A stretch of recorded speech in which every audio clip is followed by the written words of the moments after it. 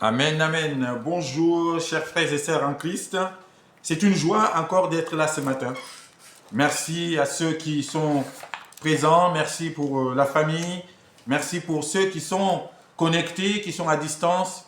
Et merci aussi à tous ceux qui sont de plus en plus nombreux à s'abonner à la chaîne YouTube de notre Église. Nous prions pour vous, nous prions pour les abonnés. Sachez que vous n'êtes pas que des numéros ou des personnes derrière leurs écrans. Vous êtes des âmes, des esprits que nous prenons en compte et pour qui nous prions. Et nous prions vraiment pour vous, que le Seigneur vous transforme à travers les prédications, les vidéos que vous suivez, que vos cœurs soient véritablement touchés et que Jésus-Christ fasse le travail dans vos vies. Et nous pensons à vous. Et vous êtes de plus en plus nombreux à nous suivre de partout dans le monde. Et le Seigneur est glorifié pour cela, pour sa parole qui est diffusée partout. Il y a tellement de choses sur les réseaux sociaux, il y a tellement de choses qu'on entend. Et si de temps en temps, la parole de Dieu peut se frayer un chemin au milieu de tout cela, c'est une grâce et c'est une bénédiction. Alors, je prie pour vous, nous prions pour vous, l'Église prie pour vous, là où vous êtes, que le Seigneur vous transforme, qu'il vous aide dans vos vies, dans vos difficultés, mais qu'il vous réconforte. Nous pensons à nos abonnés aussi ce matin, d'une manière spéciale. Alors ce matin, après ce temps de louange et d'adoration, je vous invite à prendre la parole de Dieu dans l'épître de Paul aux Romains. L'épître de Paul aux Romains, nous lirons au chapitre 7, à partir du verset 14 jusqu'au chapitre 8, verset 4. Romains chapitre 7, du verset 14 jusqu'au chapitre 8, verset 4. Que le Seigneur soit glorifié et que sa parole nous sanctifie et nous fasse du bien encore ce matin. Amen. Qui me délivrera du mal? Qui nous délivrera du mal? C'est souvent la question que nous pouvons nous poser, que beaucoup peuvent se poser encore aujourd'hui.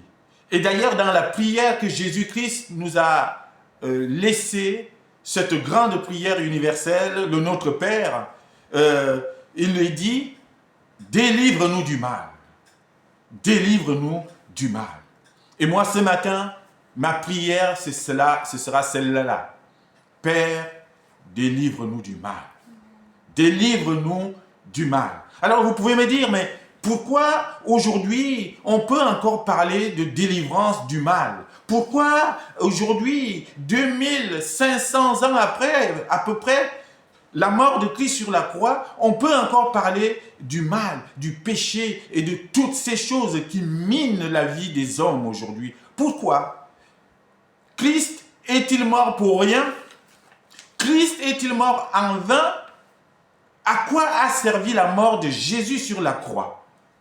Si aujourd'hui, nous nous retrouvons là encore en train de lutter contre le mal, en train de nous battre contre les convoitises, en train de nous battre contre nous-mêmes, contre cette chair, contre ce corps, contre cette envie de faire du mal. Christ est-il mort pour rien? C'est la question qu'on peut se poser aujourd'hui. Parce que la parole de Dieu nous dit quoi? La parole de Dieu nous indique que Christ, par sa mort sur la croix, a crucifié la chair, a crucifié le corps de mort ou le corps de péché. Christ a crucifié les péchés sur la croix, de telle sorte qu'aujourd'hui, le péché n'a plus de pouvoir sur nous. De telle sorte qu'aujourd'hui, nous pouvons dire non au péché. Mais quand on regarde lucidement, quand on regarde tranquillement la vie des uns et des autres, on peut se poser la question, est-ce que véritablement le mal, le péché la corruption, la débauche, la méchanceté, la jalousie, l'aigreur et l'amertume, les murmures, la médisance, les trahisons, toutes ces choses, l'orgueil qui constitue le péché. Est-ce que véritablement on peut dire aujourd'hui, quand on voit l'état du monde, quand on voit comment on se comporte les uns envers les autres, est-ce qu'on peut dire aujourd'hui, Christ a crucifié le péché sur la croix? Pourtant, il l'a fait, bien-aimé en Christ. Mais d'où vient qu'aujourd'hui encore, nous nous luttons, nous nous battons encore les uns les autres? D'où vient qu'aujourd'hui encore, il y a des querelles, il y a des conflits, il y a des jalousies, il y a de la méchanceté, il y a de la tuerie, il y a tout ce que nous connaissons de méchant et de mauvais dans ce monde. Comment cela peut-il s'expliquer? Et encore pire, on trouve ces choses dans l'église de Jésus-Christ. Christ est-il mort pour rien? Telle est ma question ce matin, bien-aimé en Christ. Qui, finalement, nous délivrera du mal? Est-ce que nous sommes véritablement délivrés du mal? Mais moi, je crois que nous sommes délivrés du mal. Moi, je crois que Christ a véritablement crucifié le péché sur la croix et qu'il est sorti vainqueur et qu'il a rendu ce péché impuissant dans chacun de nous. Moi, je crois en cela. Croyez-vous en cela, bien-aimés en Christ? Amen. Avez-vous véritablement accepté l'acte de délivrance que Christ nous a accordé sur la croix, de telle sorte qu'aujourd'hui, toi, tu peux dire non au mal, non au péché, non à la débauche, non à la jalousie, non à cette envie toujours de faire du mal. C'est ça en fait. Quand Christ dit que le pouvoir a été rendu le péché a été rendu impuissant, c'était cela. C'était cette capacité désormais que nous avons à pouvoir dire non au mal. Je ne le fais pas parce que Christ m'a rendu libre. L'homme de Romains 7 que nous allons lire aujourd'hui, là tout à l'heure, c'est un homme triste, c'est un homme malheureux, c'est un homme qui crie « Misérable que je suis, qui me délivrera de ce corps de mort ?» Et cet homme de Romains 7,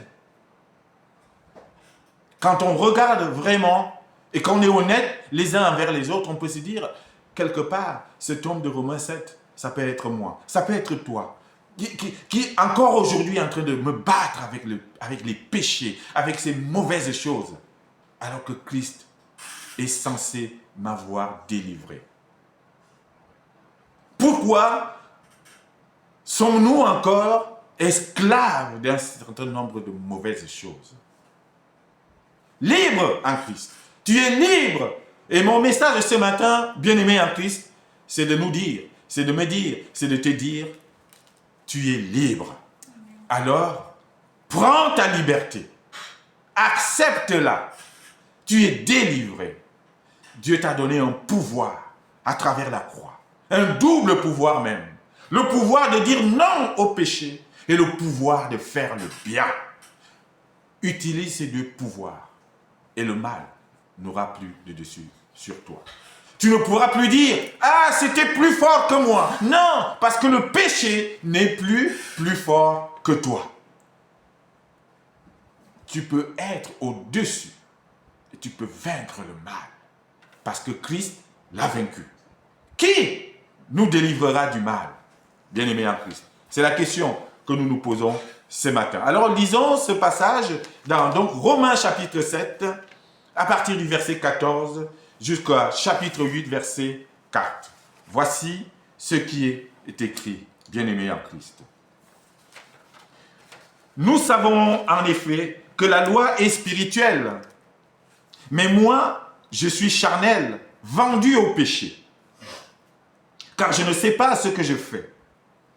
Je ne fais point ce que je veux, et je fais ce que je hais. Or, si je fais ce que je ne veux pas, je reconnais par là que la loi est bonne. Et maintenant, ce n'est plus moi qui le fais, mais c'est le péché qui habite en moi. Ce qui est bon, je le sais, n'habite pas en moi, c'est-à-dire dans ma chair. J'ai la volonté, mais non le pouvoir de faire le bien. Car je ne fais pas le bien que je veux, Et je fais le mal que je ne veux pas. Et si je fais ce que je ne veux pas, ce n'est plus moi qui le fais, c'est le péché qui habite en moi. Je trouve donc en moi cette loi. Quand je veux faire le bien, le mal est attaché à moi. Car je prends plaisir à la loi de Dieu, selon l'homme intérieur. Mais je vois dans mes membres une autre loi qui lutte contre la loi de mon entendement et qui me rend captif de la loi du péché qui est dans mes membres. Misérable que je suis, qui me délivrera de ce corps de mort? Grâce soit rendue à Dieu par Jésus-Christ notre Seigneur. Ainsi donc, moi-même, je suis par l'entendement esclave de la loi de Dieu et je suis par la chair esclave de la loi du péché. Il n'y a donc maintenant aucune condamnation pour ceux qui sont en Jésus-Christ. En effet, la loi de l'esprit de vie en Jésus-Christ m'a affranchi de la loi du péché et de la mort. Car chose impossible à la loi, parce que la chair la rendait sans force. Dieu a condamné le péché dans la chair en envoyant à cause du péché son propre Fils dans une chair semblable à celle du péché. Et cela afin que la justice de la loi soit accomplie en nous qui marchons non selon la chair, mais selon l'esprit. Amen. Alléluia. Gloire à Dieu pour sa parole. Il s'agit, chers frères et sœurs en Christ, ce matin de parler du péché. Souvent, on ne prêche plus sur cet aspect des choses. Le péché. Le péché, oui, c'est quelque chose qui nous a coupés de la gloire de Dieu. C'est quelque chose qui nous a séparés de Dieu. Le mal, la méchanceté, l'iniquité et toutes sortes de débauches et d'abominations. Cela nous a coupés de la gloire de Dieu. Mais Dieu est bon. Dieu est amour. Et par son Fils Jésus-Christ, il nous a rachetés, il nous a ramenés à lui, il nous a pardonnés. Mais aujourd'hui, il arrive encore que nous soyons dans la lutte contre le péché. Il arrive encore aujourd'hui que nous soyons encore tirés vers le bas par ce corps de mort, par la chair et par toutes sortes de tentations et de dominations. Il arrive encore aujourd'hui que l'homme se batte. Et cet homme-là, c'est l'homme de Romains 7. C'est cela dont il est question ce matin. Mais d'où vient que nous sommes encore en train de lutter contre nous-mêmes? D'où vient que nous sommes encore en train de nous battre contre un certain nombre de choses qu'on pensait révolues et qu'on ne pensait plus retrouver dans l'homme? Mieux encore, qu'on ne pensait plus retrouver auprès des chrétiens et des croyants et de ceux qui se disent en Christ aujourd'hui. D'où viennent les jalousies dans les églises? D'où viennent les querelles? D'où viennent toutes ces choses qui finalement donnent l'impression que Christ est mort pour rien? Et c'est malheureux à penser ainsi. D'où viennent toutes ces choses? N'est-ce pas? Nos membres sont encore remplis de terre. Nos membres sont encore remplis de mauvaises choses. Et ce qui fait que là où on croyait être en paix, là où on croyait être bien, on se retrouve encore dans des luttes.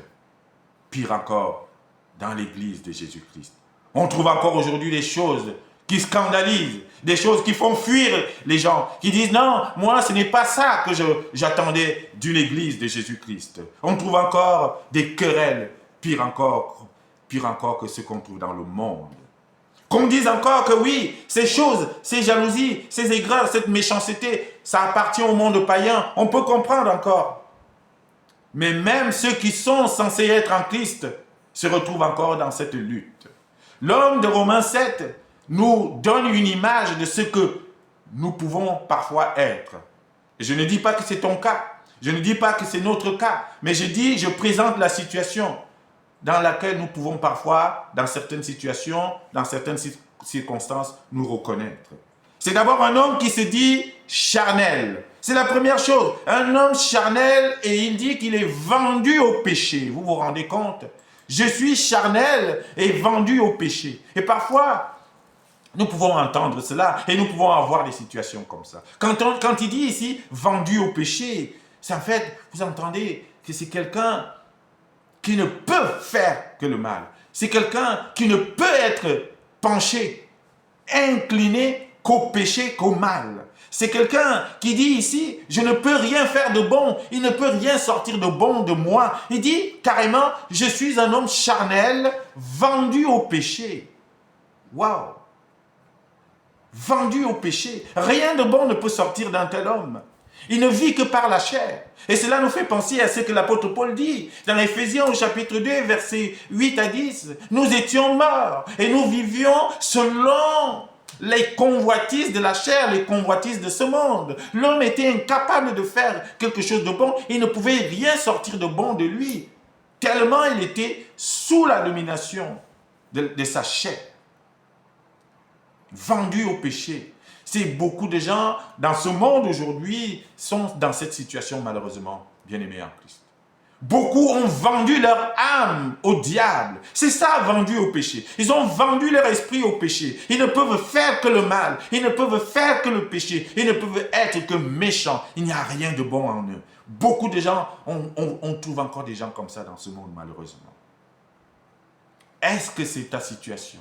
Est-ce que c'est notre destinée? Est-ce que Dieu nous a créés pour être vendus au péché, pour vendre notre âme au diable? Je prie Dieu que ce ne soit pas ton cas. Que ce ne soit pas notre partage. Qu'on ne dise pas un jour, je suis vendu au péché ou je ne suis que charnel. Non, qu'on n'entende pas cela. Et c'est cela, cet homme de Romains 7, c'est comme ça qu'il se présente, comme un être qui est incapable de faire le bien. Et la deuxième chose qu'il dit, c'est que en fait, cet homme qui est vendu au péché, cet homme qui est charnel, c'est un homme sous influence. C'est un homme malheureux finalement, bien-aimé en Christ. Il est sous influence du péché, sous domination du péché. Il vit sous la dictature du péché. Et vous savez bien que quand on vit en dictature, on n'a pas son mot à dire. On n'est pas libre.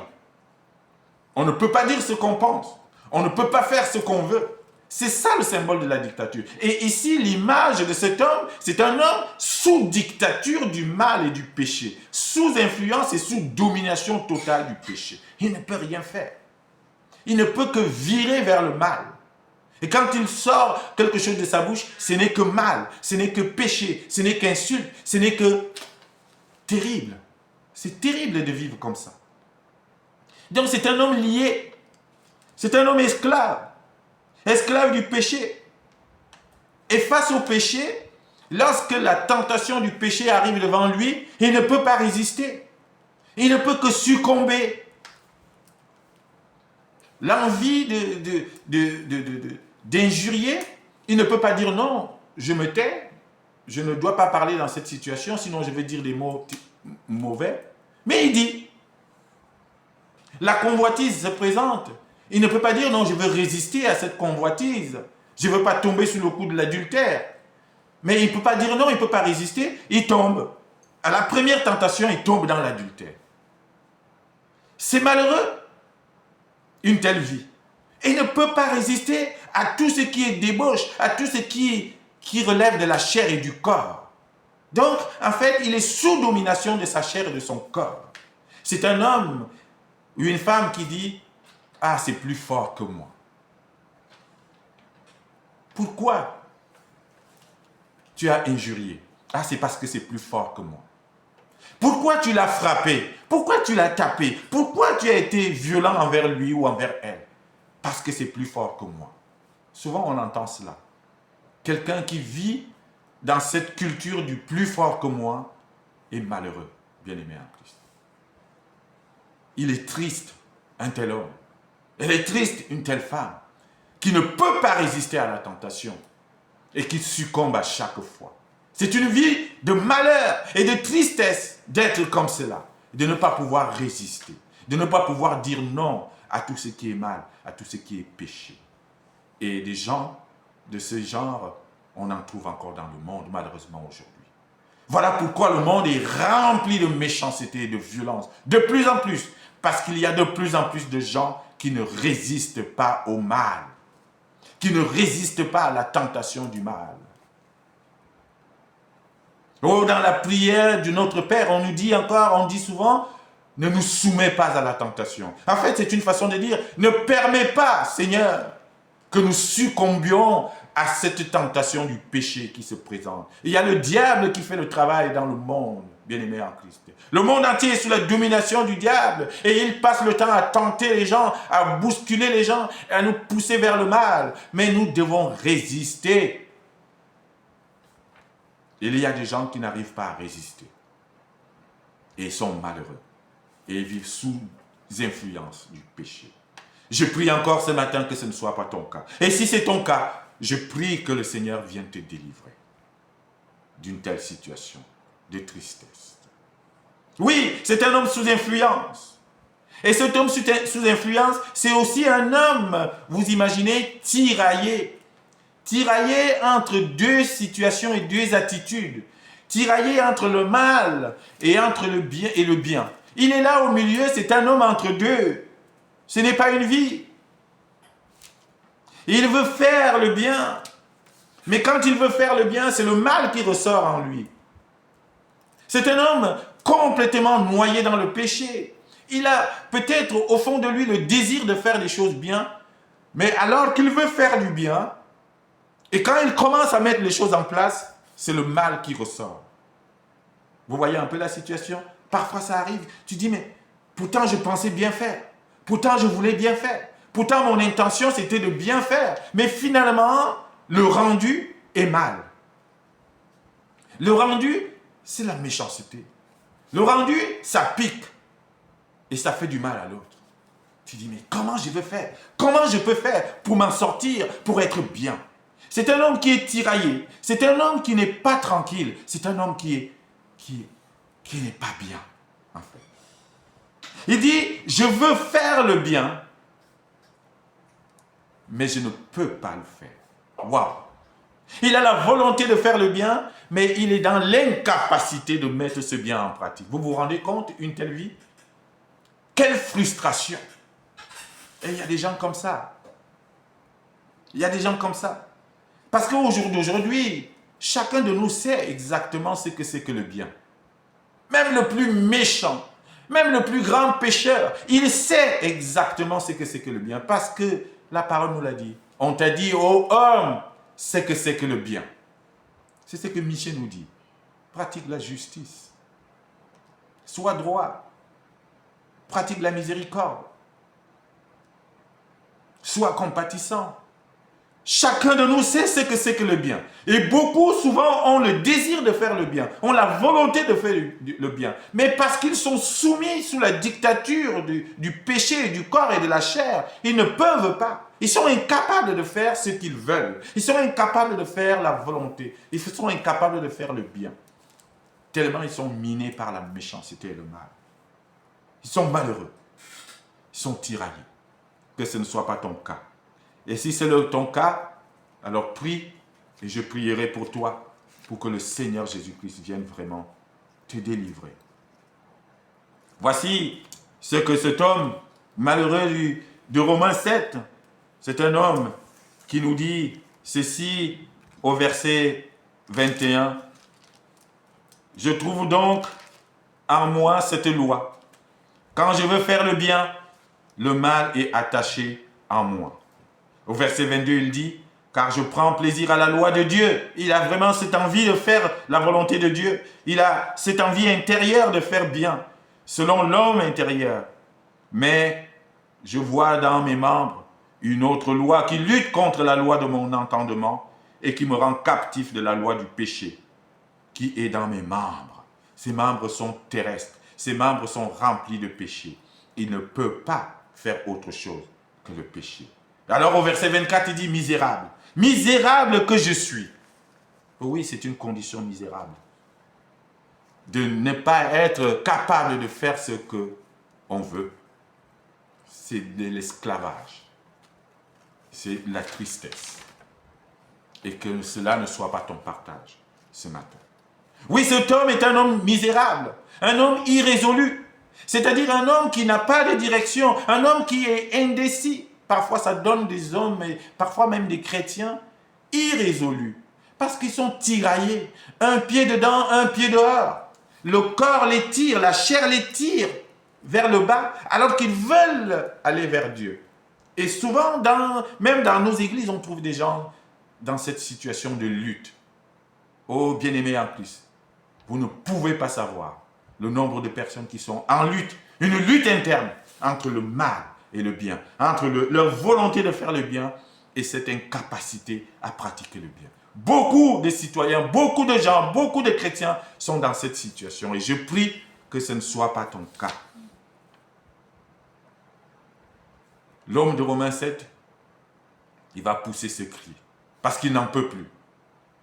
Il n'en peut plus parce qu'il est pris dans cette tourmente, dans cette lutte interne. Il n'en peut plus de ne pas pouvoir faire ce qu'il veut, le bien qu'il veut, et de n'être contraint quelque part à ne faire que le mal. Il dit, misérable que je suis, qui me délivrera de ce corps de mort? Oui, c'est un corps de mort parce que c'est un corps, une chair qui conduit au péché, et vous savez que le salaire du péché, c'est la mort. Cet homme est malheureux. Cet homme est indécis. Cet homme chancelle. Cet homme ou cette femme est entre deux. Cet homme est fragilisé. Il n'est pas déterminé. Il ne sait pas décider. Parce que ce n'est pas lui qui décide. C'est son corps, c'est sa chair qui décide pour lui. Il est malmené. C'est un homme, une situation de tristesse et de malheureux et de malheur, n'est-ce pas, bien-aimés en Christ? Que ce ne soit pas votre cas. C'est un homme perdu finalement. Et voilà pourquoi il écrit « Misérable que je suis, misérable que je suis, tellement le péché pèse encore en moi. » Verset 24. « Misérable que je suis, qui me délivrera de ce corps de mort. » Oui, cela parle à certains qui ont souvent cette volonté, ce désir de faire du bien, mais finalement, qui, face au mal qui se présente, succombent aussitôt. Oui, ils hésitent, le bien ou le mal. Et quand on hésite face au mal, on finit par y tomber. Dieu veut des hommes et des femmes décidés, déterminés, contre le mal, qui disent « Moi, je ne succomberai plus. » Alors, que faire? Et comment répondre à cette question? À la question de cet homme qui dit « Mais qui finalement me délivrera de ce corps ?» Il a l'air d'être perdu, il a l'air d'être un homme qui ne pourrait pas s'en sortir. Est-ce qu'on va laisser ça comme ça? Est-ce qu'il va rester dans cette situation? La réponse à sa question, bien-aimé en Christ, se trouve au chapitre 8. J'ai une bonne nouvelle pour vous, bien-aimés en Christ. J'ai une bonne nouvelle pour cet homme ou cette femme de Romains 7, pour cet homme ou cette femme qui se trouve dans cette situation où il est tiraillé entre le bien et le mal, où il ne peut pas faire le bien et il ne peut faire que le mal. J'ai une bonne situation et une bonne nouvelle pour lui.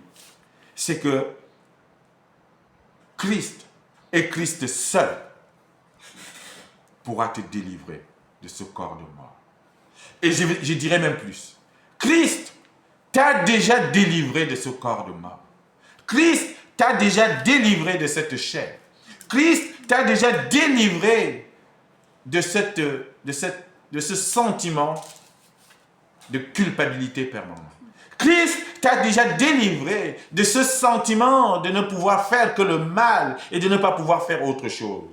Nous étions morts, mais non, mais maintenant en Jésus-Christ, nous sommes vivants. Christ t'a délivré, Christ t'a délivré, Christ t'a libéré. Il t'a libéré sur la croix. Par la croix, ta chair, ton corps de mort, ton inclinaison au péché a été crucifié sur la croix. Définitivement, c'est cela qui justifie la mort de Christ. C'est pour ça que Christ est mort. Bien-aimé en Christ, je vais dire à quelqu'un ce matin que Jésus-Christ n'est pas mort en vain. Jésus-Christ n'est pas mort pour rien.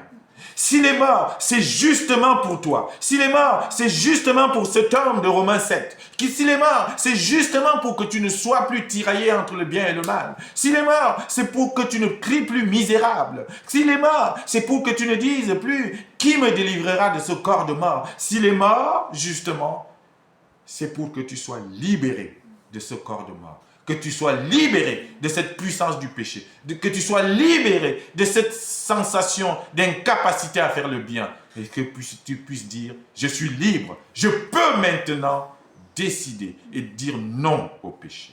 Voilà pourquoi Christ est mort. Voilà l'explication de la mort de Christ. C'est pour que toi, tu sois libéré. Aujourd'hui, tu ne peux plus dire, comme l'homme de Romains 7, qui me délivrera de ce corps de mort? Non, parce que tu es déjà délivré. Parce que tu as été libéré. C'est le sens même de la mort de Christ. Oh, ne négligez pas un si grand salut. Nous ne sommes plus cet homme de Romains 7. C'est la bonne nouvelle de la journée. Tu n'es plus cet homme qui ne peut faire que le mal. Non, tu n'es plus cet homme qui ne résiste pas au mal. Tu n'es plus cet homme qui ne peut pas dire non à la tentation. Tu n'es plus cet homme ou cette femme qui ne peut que succomber à la tentation. Non, tu n'es plus l'homme de Romains 7. Tu n'es plus la femme de Romains 7. Non, c'est la bonne nouvelle. Tu es libre. Amen. Tu es libre en Jésus-Christ. Et tu peux dire non au péché aujourd'hui. Tu as cette tentation-là qui te guette de tomber sous l'adultère. Tu peux dire non par la force que Christ t'a donnée à la croix.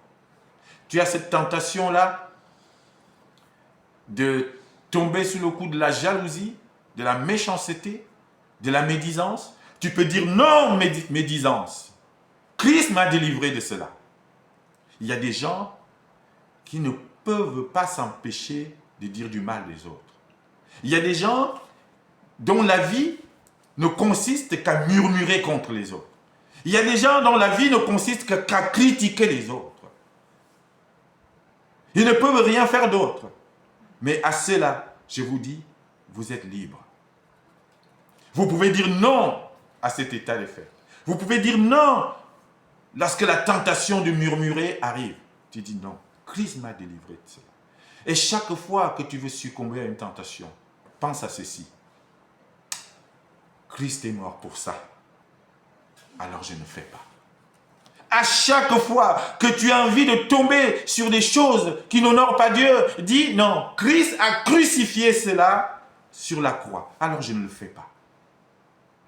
Alléluia, tu as cette force par le Saint-Esprit. Le péché n'a plus de pouvoir sur toi. Le péché n'est plus puissant. Non, tu ne peux plus dire c'est plus fort que moi. Non, parce que maintenant c'est toi qui es plus fort que le péché en Jésus-Christ. Alléluia. Alors oui, si nous entrons dans cette dynamique, oh, je pense que le monde irait beaucoup mieux. Je pense que même dans les églises, on sera beaucoup plus tranquille. On sera en accord avec la parole. Oui, parce qu'on dira, nous sommes libres, nous sommes délivrés. Ah non, je ne succomberai plus à la querelle. Je ne succomberai plus à la tentation de murmurer contre mon frère ou ma soeur. Je ne succomberai plus à la tentation de tomber dans la jalousie ou dans l'orgueil. Non, parce que tout cela a été crucifié sur la croix. La vie par la chair est restée sur la croix. Colossiens chapitre 2, verset 14 à 15 nous dit, « Il a effacé l'acte dont les ordonnances nous condamnaient et qui subsistait contre nous. Et il l'a éliminé en la clouant à la croix. Il a dépouillé les dominations et les autorités. Il les a livrées publiquement en spectacle, en triomphant d'elles par la croix. Il a effacé l'acte dont les ordonnances te condamnaient. » Tu es libre. Alléluia. Tu es libre. Tu ne peux plus dire « c'est plus fort que moi ». Tu ne peux plus dire « le péché est plus fort que moi ». Non, tu es libéré. Et tu es pardonné. Maintenant, tu ne peux agir que dans le sens du bien. bien-aimés en Christ. Il n'y a donc plus maintenant aucune condamnation. Voilà ce que nous dit Romains chapitre 8, verset 1. Il n'y a donc maintenant aucune condamnation pour ceux qui sont en Jésus-Christ. Tu n'es plus condamné. Tu es libéré. En effet, la loi de l'esprit de vie en Jésus-Christ m'a affranchi de la loi du péché et de la mort. Ça y est. Christ est mort pour que tu sois libre et que tu ne pêches plus. Alors, pour finir, vous me direz, mais malgré tout cela, comment se fait-il qu'il y a donc encore toujours autant de jalousie, autant de haine, autant de méchanceté, autant de querelles, autant de péchés? Comment se fait-il? Tu viens de nous dire que Christ nous a libérés de toutes ces choses et que maintenant, nous pouvons dire non au péché et nous pouvons résister à la tentation par Jésus-Christ. Comment se fait-il qu'il y a encore autant de mal dans le monde? Et vous aurez raison de poser cette question. Mais la réponse se trouve en vous. La réponse à cette question se trouve en chacun de nous, bien-aimés en Christ. La réponse que je donnerai à votre question, c'est la suivante. Mon frère, ma sœur, as-tu vraiment, et je renvoie par une question, as-tu vraiment accepté la liberté et la délivrance que Christ t'a accordée sur la croix? Parce que s'il y a encore autant de querelles, s'il y a encore autant de jalousie, s'il y a encore autant de méchanceté, si encore beaucoup de gens n'arrivent pas à résister à la tentation de faire mal, c'est parce qu'au fond de toi, tu n'as pas encore véritablement accepté la délivrance que Christ t'a accordée sur la croix. Accepte cette délivrance. Prends-la en main. C'est une question de foi. Et alors, tu vaincras le mal. Tu surmonteras le mal. Le problème est là. C'est que beaucoup de gens aujourd'hui ne croient pas qu'ils ont été libérés de la tentation du péché sur la croix. Le problème est là. Beaucoup de gens aujourd'hui n'acceptent pas l'acte de délivrance qui leur a été accordé sur la croix par Jésus-Christ. Beaucoup de gens aujourd'hui sont devenus rebelles. Christ est mort pour eux. Christ est mort pour les libérer, mais eux, ils tournent le dos à cette libération. Ils choisissent volontairement de faire le mal. Et c'est là où le libre arbitre intervient. Dieu vous a laissé le libre arbitre. Maintenant, sur la croix, il a accordé cette liberté. À chacun de l'accepter ou de ne pas l'accepter. Beaucoup aujourd'hui, malheureusement, n'ont pas encore saisi l'acte de libération. Et beaucoup se comportent encore aujourd'hui comme des anciens prisonniers. Vous savez, celui-là qui est resté longtemps en prison, qui avait l'habitude d'être enchaîné tout le temps. Et lorsqu'on vient enlever les chaînes, et on lui dit, tu peux marcher, tu es libre, il continue à marcher doucement, pensant qu'il a encore des chaînes aux pieds. C'est ça, en fait. Et c'est ça qui explique encore autant de mal, autant de péchés, autant de tentations dans le monde aujourd'hui. Le monde n'a pas encore accepté, ou n'a pas encore assez accepté la libération que Christ leur a accordée sur la croix. Accepte ta libération et prends le pouvoir que Dieu t'a donné. En fait, Christ nous a donné un double pouvoir sur la croix. Oui, de la croix, nous avons reçu deux pouvoirs, bien-aimés en Christ. Le premier pouvoir que Christ nous donne de la croix, c'est le pouvoir de dire non au péché. Le péché n'a plus le pouvoir sur moi. Et moi, je peux dire non à ces péchés, je ne le fais pas. Et le deuxième pouvoir que Christ nous accorde sur la croix, c'est le pouvoir de faire le bien. Alors tu ne seras plus comme l'homme de Romains 7. Tu ne pourras plus dire, quand je veux faire le bien, je fais le mal. Non, parce que tu peux dire non au mal maintenant. Bien-aimé en Christ, j'ai fini par Romains chapitre 12, verset 21. Prends ton pouvoir. Récupère le pouvoir de dire non au mal que Christ t'a donné. Prends ton pouvoir en main. Prends le pouvoir de faire le bien que tu as reçu de la croix. Et tu verras que le mal ne sera pas plus fort que toi. Parce que Christ a vaincu le mal. Toi aussi, tu l'as vaincu. Alors, Romains chapitre 12, verset 21, ne te laisse pas vaincre par le mal, mais surmonte le mal par le bien. Tu peux le faire en acceptant l'acte de délivrance que tu as reçu de la croix. Amen. Amen.